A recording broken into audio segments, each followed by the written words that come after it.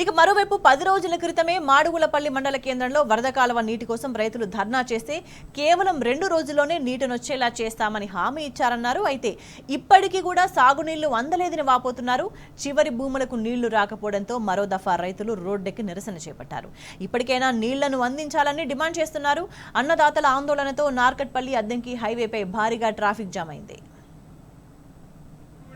తోపుచర్ల, ఉచ్చబాయిగూడెం, పుచ్చకాయలగూడెం, గుండ్రెడ్డిగూడెం, బొమ్మకల్లు ఈ ఏరియా మొత్తం నీళ్లు రాక మలమల మాడి వస్తుండ్రు.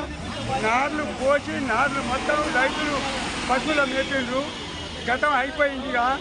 ఇప్పటికైనా స్పందించి ఆఖరికి విత్తనాలు ఒడ్లు కొనుక్కొచ్చుకొని మళ్ళీ రెండొకసారి మళ్ళీ ఆఖరికి చల్లుకొనైనా సగం పంటను తీసుకొని బతుకుదామనే రైతు ఆశతోని ఈ నీళ్ళకనే ఎదురు చూస్తే మొదటి వాళ్ళు ఏమో మొత్తం తూములు మొత్తం బార్లాగా తీసి మొత్తం అక్కడ 100 ఎకరాలకు పోయే వాళ్ళు 500 ఎకరాలకు పోయే నీళ్ళు తీసుకుపోయి ఇష్టాలు కలుపుతున్నారు. మళ్ళీ ఎప్పటి ఈ రైతులు ఈ కొసన్న రైతులు ఇంత అరగద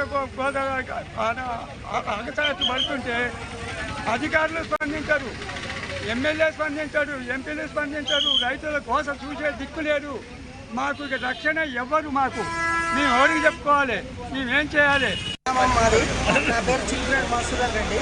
వరద కాలువ గురించి మేము ఈరోజు ధర్నా చేసినాం. ఎందుకు చేసినామంటే ధర్నా మరి నాగార్జున సాగర్లో నిన్నటిదాకా నీళ్ళు లేవు అని అనుకున్నాం, కానీ చుట్టూ నీళ్ళే ఉన్నాయి. మరి నిన్న కూడా 24 గేట్లు ఓపెన్ చేసిర్రు. మాకైతే వరద కాలువ నీళ్ళు అయితే ఇంతవరకు రాలేదు. ఆ వరద కాలువ నీళ్ళు తర్వాత సంగతి, కానీ ఇండ్లలో నీళ్లు రావడం లేదు. ఒక్క బోరన్న పోయట్లేదు. ఉన్నాయి మొత్తం ఇనికిపోయినాయి. 8 గ్రామాల ప్రజలు వచ్చినాము, ధర్నా చేస్తున్నాం. ధర్నా చేసినా కూడా ఇంతవరకు అధికారులు సంప్రదించలేదు. ధర్నా చేసినాక పోలీసు వాళ్ళు పక్కకి జరపడం జరిగింది. ఏఈడీని సంప్రదించి వాళ్ళని పిలిపిస్తా అన్నారు. ఇంతవరకు కూడా పిలిపించలేదు. నీళ్ళు వస్తేనే మాకు ఇప్పుడు రైతులకి ఉపశమనంగా ఉండదు. ఈ కార్ మొత్తం ఉంటూనే ఉండాలి.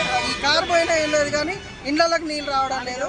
ఫస్ట్ త్రాగునీటి కొరత ఎక్కువైంది.